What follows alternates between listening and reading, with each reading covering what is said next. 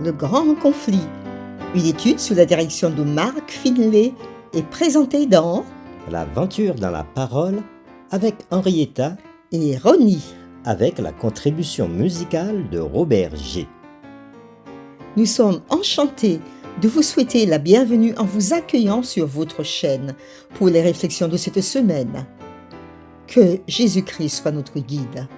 Que le Saint-Esprit nous instruise et nous rende forts alors que nous nous arrêtons sur ce grand thème tout au long de ce trimestre.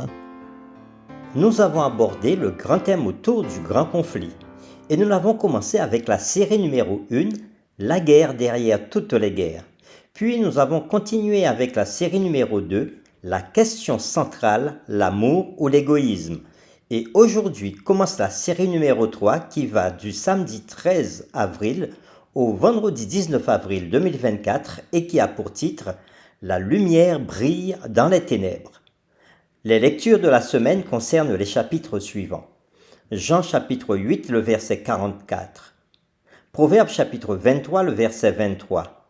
Acte 20, verset 27 à 32. 2 Thessaloniciens 2, verset 7 à 12. Psaume 119, verset 105, 116, 130, 133 et 160.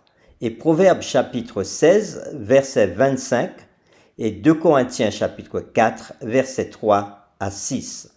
Le texte à mémoriser de cette semaine que nous vous invitons à dire avec nous se trouve dans Jean chapitre 12, le verset 35.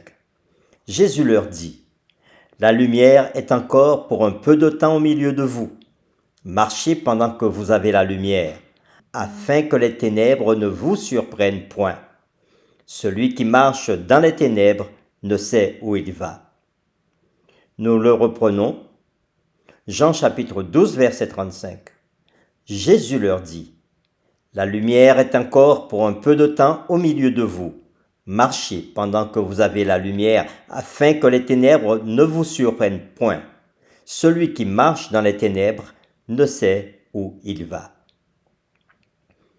Dans le dernier livre de la Bible, l'Apocalypse, le diable est représenté comme un dragon et un serpent. Et on le voit dans Apocalypse chapitre 12, le verset 9. Il est un dragon parce qu'il veut détruire le peuple de Dieu, et un serpent parce qu'il utilise toutes ses ruses pour le tromper. Dans les années qui avaient suivi la mort de Christ, des milliers de personnes avaient été torturées, jetées au lion et brûlées sur le bûcher par la Rome impériale pour avoir refusé d'adorer leur divinité. Malgré ce cruel châtiment, plusieurs restèrent fidèles.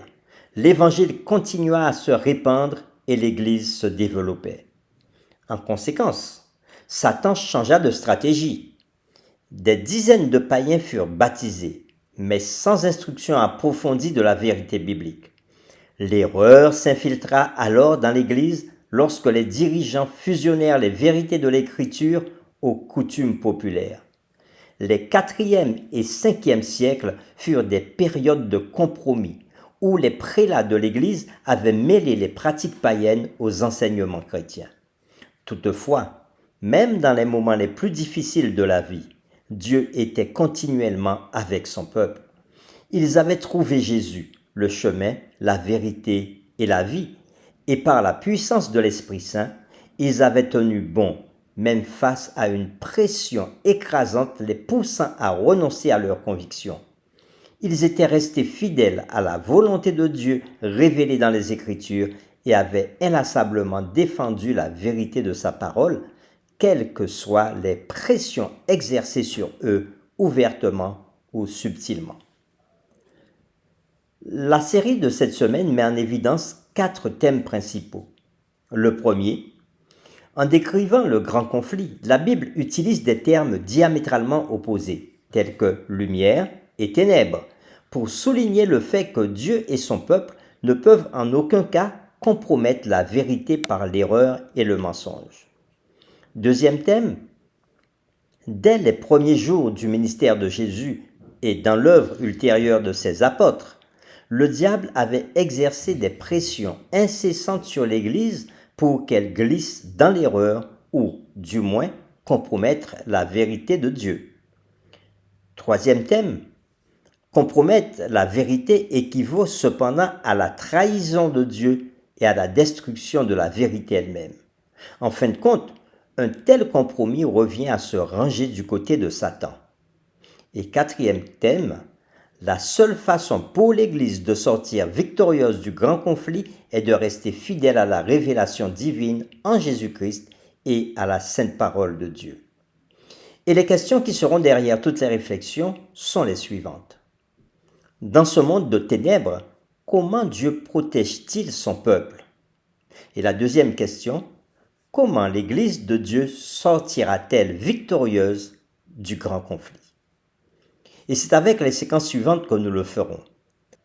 Le dimanche 14 avril, le compromis, la stratégie subtile de Satan. Le lundi 15 avril, des loups cruels. Le mercredi 16 avril, protégé par la parole. Le mercredi 17 avril, le raisonnement humain en dehors de l'écriture.